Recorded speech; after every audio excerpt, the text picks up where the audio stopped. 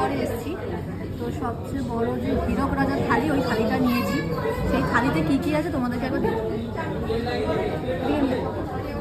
এটা হলো আম পান্নার শরবত, এখানে দিয়েছে লুচি, 5 রকম ভাজা, ভেটকি মাছের পাতুরি, প্লেন রাইস, পোলাও, পাঁপড়, ফিশ ফ্রাই, আলুর দম দিয়েছে, এটা মাছের মাথা দিয়ে মুগ ডাল, এটা এঁচো, এটা চিংড়ি মাছের মালাইকারি, এটা ভাপা ইলিশ, এটা রাজবাড়ির মটন কষা, চাটনি, মিষ্টি, ভাপা মিষ্টি দই। এখানে আছে পায়েস।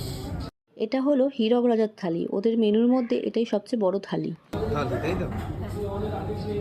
আমি বুঝতে পারছি না যে এত খাবার আমি খাবো কি করে।